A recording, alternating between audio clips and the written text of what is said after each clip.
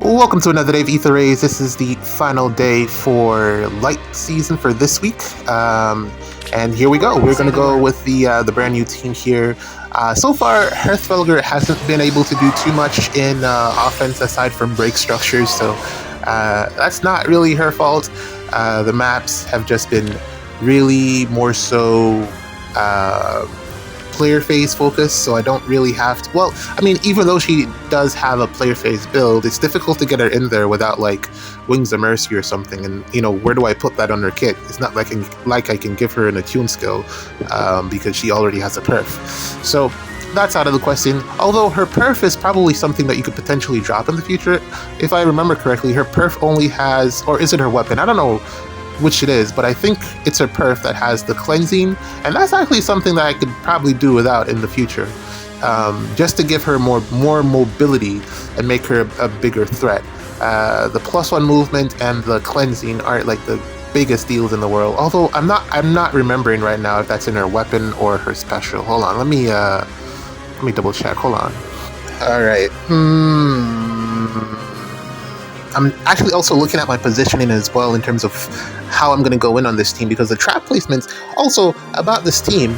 This is a very good defense. This is not the easiest thing to Gale Force in the world. Hearthfelger here on the enemy team, you know what she does. She's really great. And then Marnie makes it difficult to break through this defense. And then also the trap placements and the ice correspond really well with making it, again, harder to just get through this in one turn. So you're more likely to make a mistake with a map setup like this. So I gotta be really meticulous about my placement here. I'm planning on going up and taking out Loki first, so that's why I want my Golvig here to be able to not have gravity on her, so I can get up there. And then we're gonna do the Lucina thing, and then make it work from there. It's crazy how good Lucina is, but then also, like, for a team's composition like this, I don't think you can do it without her because of the swap thing that she does. You really need her for a team composition like this. It's great that she does damage, but there's a lot of other units that do damage as well. This is what I wanted from Binding Worlds, but I never saw it.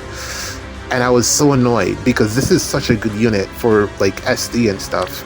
And like just as a frontliner in general, she's really, really good.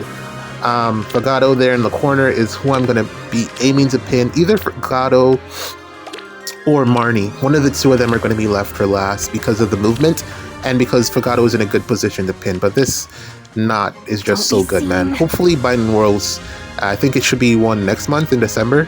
Hopefully, treats me well. But yeah, Hearthfelger, I was checking it up.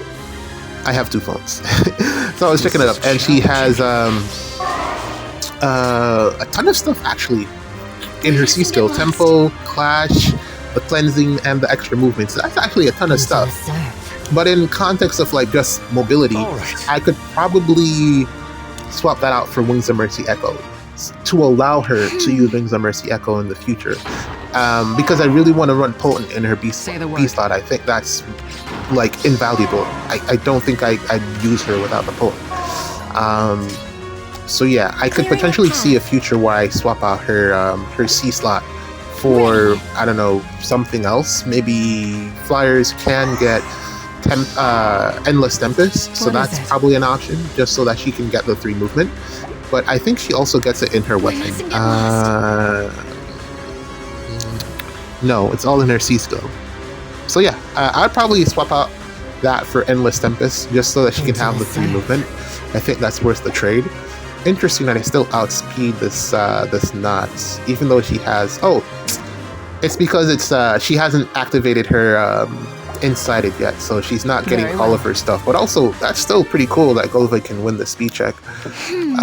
So we're going to take out Loki just to see... I think taking Loki first is the better play. And then I don't really know how I'm going to go about this because I got to be really careful here not to mess up. There's a lot of opportunity here for me to get this wrong. So I got to take my time, think this through. And because it depends on who I'm. If it's going to be Marnie or Fagato, it depends on which one of them is going to be left for last. And that's going to be the hard part, because that one ice block as well in front of Not is going to pose a problem for me initiating. And I also don't know which one of those two traps is real in terms of the gravity traps, so that's also a problem. But yeah, that's the goal. Get up here, blow stuff up, get out. Good that we get the KO here. Maybe it would have been better to have far save on Marnie. I don't know. I don't know. It's a choice. It's neither wrong or right. It just depends on what the opponent has, and sometimes your opponent won't have the tools to, get through. Maybe they don't have ranged, nukes that can break through a Marnie, or maybe they don't have. I feel like from melee. Okay, Sigurd and Felix is probably why. But, I mean, traps would probably get you there as well, so I don't know, I think it's probably better to have her as a par save. Double checking my course of action here, because I don't want to get stuck, which would be a loss automatically. I gotta be real careful here, because having Goveg stuck in the back is one thing that can happen, and then I need to be careful with my dance here. I think dancing Hertholder here and bringing Lucina up with the reposition is the better play, because Lucina needs to initiate to activate her dual skill. So, and well, whether she takes someone out or not doesn't matter, but she needs to initiate on something, which means Ullr here isn't going to be doing anything for this map because she's gravity, unfortunately. But yeah, this should secure me the win. I think I've settled on taking out. I'm gonna take out Marnie. I think that's gonna be the play, and it should be good to go from there. But side note, when you get to your 30s and you start watching stuff like 90 Days Fiancé, oh my, it's so good. 90 Days Fiancé is so good, man. Like. I don't know. This is just like for people who are my age, I guess. If you're like in your teens, this probably isn't your. It's not a show for you. It's probably not your. You're not the audience for this particular comment. But man, 90 Days Fiancé on what is it? Discover or TLC? I think it's TLC. It's really really good, man. I just finished watching the latest episode, and woo, so much happened. Just wanted to get that out there. But yeah, the SDS season is finished. I want to see just a couple more streams just to see how people did. From what I was looking at with the rewards and stuff, it didn't look like a lot of people played this season. It looks like a lot of people decided to skip. It seemed a lot less participation in this particular go-around. Either that, or I'm just not seeing the full gambit. But it looks like less people played from what I can see, just by early assessments. But either way, it doesn't matter. As I said, I got tilted, didn't have as much fun as I normally do because my head wasn't in it at the end, and when your head isn't in it, it tends just to be a slugfest, so that's unfortunate on my part. I'm looking forward to what the new Mythic will bring. I don't know what I'm gonna, well, it's gonna be the entire month of December, so a lot of us are thinking it's gonna be Ather, but I feel like they might just pull a crazy one on us and not even introduce him as the new Mythic and just, use someone else. I feel like that is also a possibility. But I mean, if in the event that it is, that's an entire month of not being able to double save effectively in Asterisk even, and I don't know. It's not even like it matters, because I've been trying to just do some team building for Asterisk season, and without what's his name? Gateau, the damage reduction that you need to survive combat against Sigurd just isn't cutting it. Because what you end up with, either your far save or your near save not having enough health to survive a combat against whatever comes next, because the AoE damage is just so much. My solution is to run double Nagis, but my green Nagi isn't the best base Nagi, so it's not like the best solution. It's probably just temporary. And then, I don't know, I don't even think it's even worth going too far because of what December might potentially bring for that season. So it's going to be a slug It's gonna be really hard, I think, potentially, for what December has to bring. And yeah, that's pretty much what's on my mind for right now. I don't think I'm gonna do a defense replays for this week. I think I might just stick it on, probably go through real quick, because again, it's the same defense for light season. I didn't change it. I had no inspiration.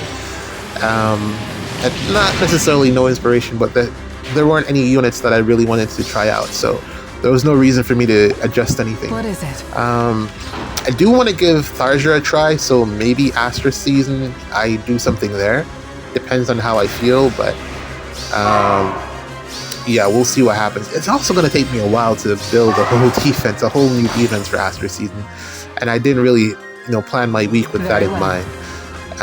But that might happen, may or may not. Let's see. And also, it depends on when the banner hits as well. If it's midweek, then I might change things around. I don't know. We'll see. We are aligned. It will be done. Our next goal. Oh, and also, I just saw the, before this, I saw the new banner. There's always, one thing we can commend IS for is that there's always something to pull on, because that new banner looks fantastic. The New Heroes Returns banner, I think that's what it's called. There's definitely something on every color. Green, blue, red. I'm definitely going to be spending orbs on that at some point, but GG's. Alright, we're going to do the defense replays real quick. I think I'll turn off animations as well for this one, just because you've already seen the defense, so it's not really anything different. This is the banner I was talking about, Ben. This is such a high value banner pool to summon from. There are so many good units here that are not aging poorly.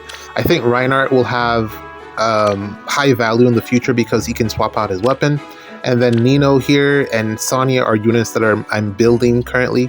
I want to get both of them to +10 at some point. I think they're very good. And then Tana, of course, fantastic flyer. She's aged a lot better than I expected her to age. And then Crom, who I've just benched because his arcane weapon is his purple demon sword just doesn't do enough these days. But I think he's still fairly decent. He just needs a better weapon. But just showing you some of the stuff that I have on Nino. I think the only thing that she currently needs is the potent disarm trap, I think, or another potent B skill that helps her out with getting through Shield Fighter. And then Sonya here is just fantastic. I gave her the Lilina weapon. I haven't tested it so far just to see comparisons damage wise, but I would assume that Lilina's weapon does better since it's new unit, more stats, should put out more damage. But a lot of good stuff on her. Unfortunately, her A skill is a perf skill, so I can't really swap it out for the Sly Swift Sparrow. Even though I'm not a fan of those skills, I prefer her A skill overall. But I have a lot of fodder on this unit, and I think she's actually really good as well. So I just haven't found a game mode to use her in. That's the only unfortunate thing. But yeah, just wanted to show you all those two units real quick, just to show you what they can potentially get up to with a certain amount of investment. But yeah, here's the defense replays. Like I said, I'm gonna turn off the animations because numbers be numbering, and I want to keep this short. I don't want to make another 50-minute defense replays or make the video be 50 minutes again. I don't want to. I want to avoid that this week. Not really much to go over. It's the same team, just different opponents. Still does the same. This defense still does the same thing. Nagi on defense has been tremendous, just fantastic overall. Having 2 dual units, I really like that. And Nagi's just really hard to take out. This is just surprisingly a good defense. I didn't think that highly of it when I first built it, but man, it is. It's proven the test of time here, even against units here or the support from Gateau in the form of what's that thing called again? The damage reduction, the 80% damage reduction that Gateau provides. Sigurd is still able to get damage in here, and this wasn't a bad idea. It's just they underestimated the range of the team, or it's not really underestimated. It's they got caught in a trap, which is what the rally is. It's a trap, and I was just able to go around it. They keep playing here for, this was the first match of the week, so they just kept playing. But this was already GG's for me. I really didn't need to do anything else. I don't know. I don't know if I'm gonna like talk through all of these replays because some of them you're just gonna see similar things happening over and over again. So I think what I'll do, I'm gonna talk about 90 Days Fiancé because it's really crazy. Like this dude, this this white man from, where is he from? California? I think it was from California, or was it LA? LA. Okay, so his name's Lauren. And he is homeless in America. He's homeless. So he gets the great idea to say, hey, for a better life and a better opportunity, I'm going to go to the Philippines and hook up with this trans girl.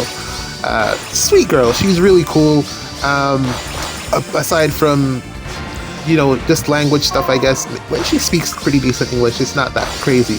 So he decides to fly over there. I don't know where he got the money from because he's homeless. So he decides to fly over there. I think she probably paid for his flight, if I'm not mistaken. I think that's what happened because she's working in the Philippines. So she has a job, but he doesn't. But he's, worked jobs before. He's just at a certain stage in life where things aren't that great for him because of life decisions, I want to say. The story didn't really come out. He didn't really tell the full details behind that. He just went there and then he told her, hey, I'm actually homeless, so I kind of need to stay in the Philippines to get more money, because his whole plan is, if I go to the Philippines and get an American job, because if you don't know, the Philippines, the Caribbean, South America, Mexico, Belize, Panama, those are like really big places for outsourcing. So like big companies like Microsoft, that's also Microsoft. A lot of healthcare stuff, Humana, even some small stuff like the one that does repairs, like Geek Squad and stuff like that. A lot of those companies outsource their customer service to those countries. Even for like traveling, like Priceline and Expedia, stuff like that. When you call, a lot of times, especially at night, because time zones, you're gonna get someone from one of these countries. So he's like, well, let me get a job over here and then get paid in US dollars because he is a US citizen. And they do pay you in US dollars if it is that you have a US bank account. So it's a good trade-off for him because he'll get that extra money, and it's easier for him to get a job there because he's a US speaker, he's a US citizen, and he speaks the language. It's easier for him to have that discussion as a customer service representative or whatever line of business that he decides to go in that's outsourced. But it's more than likely going to be that, some type of call center type thing. So that's his whole plan. He makes US dollars, he pays them, because the US dollar has high value in the Philippines. It's I don't remember how much it is, the conversion rate, but it's significant. So that's his whole plan to get out of homelessness. And I don't know, man, the whole thing just seems so shady. Like he just wasn't into the girl for love. I was kind of like planning to use her to become a citizen of the Philippines, and then get a house there, make money, then dispose of her once X amount of time, get the divorce off and move on with his life after he got himself back together. That seems like the whole play, for us that are watching the show, for the viewer. But for when it's recorded, this is like it's not like, what's it called? It's not real time. It's like, I don't know how to describe it, but it's already happened. We're past. So yeah, he's there. He's there, and he goes, like the first week or so, he goes, And he tells, oh my god, yo, this man is just the worst, yo. He goes there and he tells her that he's been seeing other girls in the time that they have been talking online, because that's how they met. So oh my god, the camera, he was having a conversation, you know, like one of those confessionals that you do with the producer, or, you know, like sit down booth. And he woke up one morning, hold on, it's like, oh, that doesn't look too good. It looks like I may have an STD. And he has to go to the doctor to get, you know, the medication and stuff, but he doesn't know where the doctors are in the Philippines. And he kind of doesn't, well, of course he doesn't have health insurance and stuff and the money to really pay for it. So he has to go to her to tell her basically that he's been cheating on her the entire time that they were talking, and that he now has an STD from basically, what was it? I think it was like a BJ. And and now he has an oral STD, which is just the craziest thing, because he had been, up until that point, attempting to kiss her, but they just didn't kiss for whatever reason. People got in the way and it just didn't work out. This was the one when, I'm going to play this one, I'm going to turn the replays on for this one. This was the one loss, but this was a pretty decent loss. They played this pretty well. But anyways, so he has to now go tell her that he has an STD that he needs her to pay for so that he can get treated. And I'm just like, the audacity of this white man. The absolute audacity. How dare you try to use this girl in that way?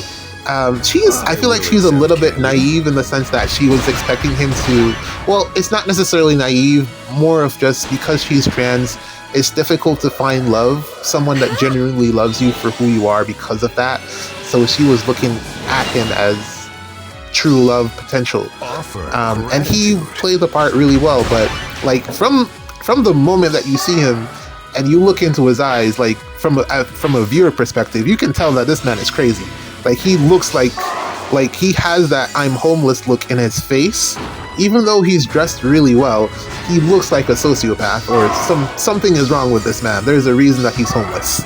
So he gets her to basically pay for his STD, the G1, and basically after a couple of days, basically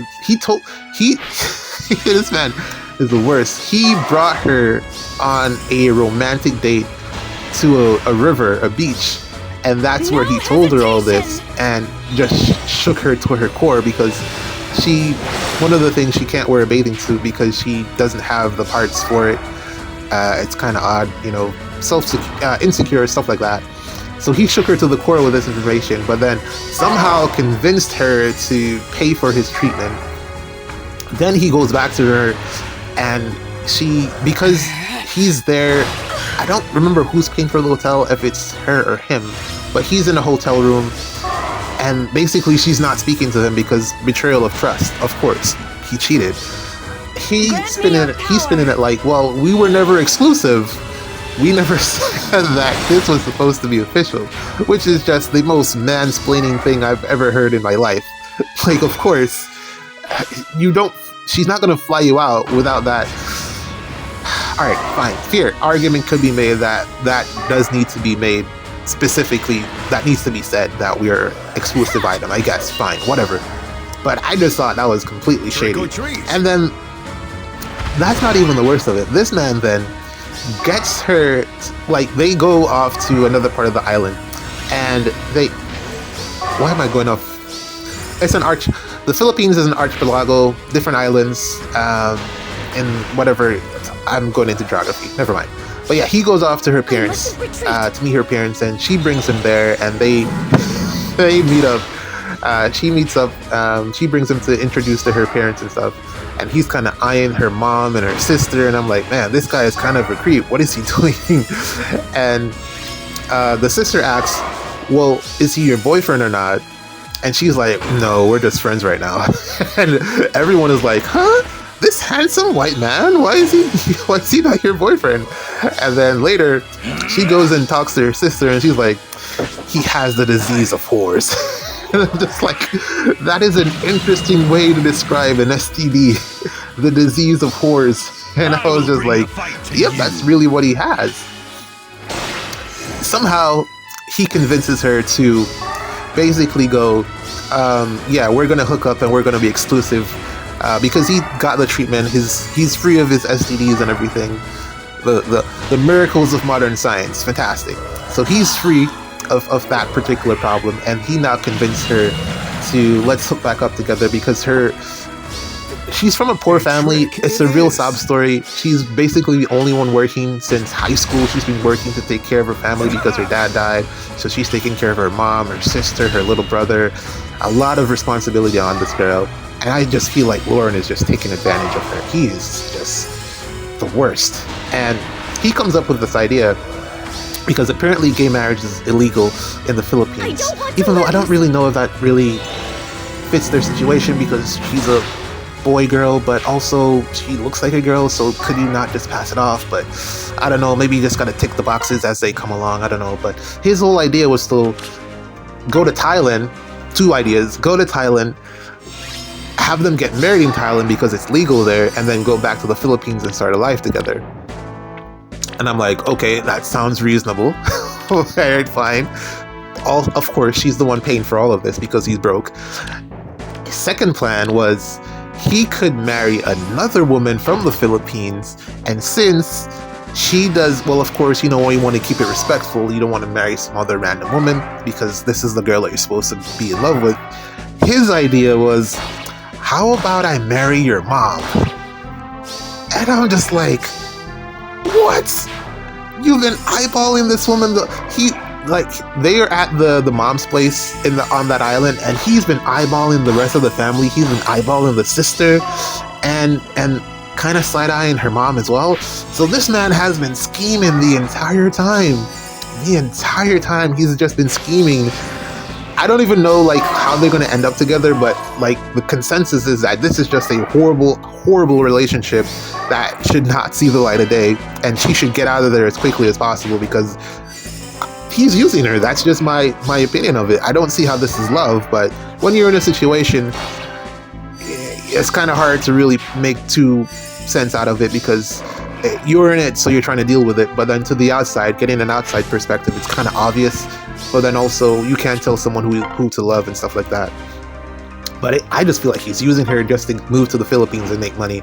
And that proposal to marry her mom just so that they could be together and start a family and all of that. His line of speaking was like, if we do this, then I'll actually be a part of your family, and then I can take care of you as your dad. And I'm just like, that's crazy. Am I the only one who thinks that's crazy? That totally sounds crazy. But yeah, that's just one of the storylines from the show, man. And there's 4 to 5, 6 maybe different couples this season. There's a lot of them. A couple of the relationships didn't work out. And man, it's a mess, man. And I love it. I love it so much. Lauren is a mess, man. Lauren, oh my god, I cannot. He's a sociopath, man. I swear. He just smiles. Imagine someone looking in your face and smiling, the big grin, and telling you that they have as someone you love, that you're supposed to be in a relationship with, looking in your face, smiling, and telling you that they have an STD. That's just not context, He just never stops smiling. I don't know what's wrong with this man. I don't know if it's because he knows that he's being filmed, that he just doesn't know how to act, but it is so weird. It is the weirdest thing. And I just can't stop watching. But yeah, enough of that.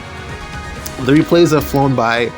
This is the last one. This is a really interesting strategy. It has worked before, but you need Makaya or some other debuffer to get it to work, because what happened here is that the undefended portion of Embla's C skill got cleansed. So it means that the save units still work, but the feud part stuck.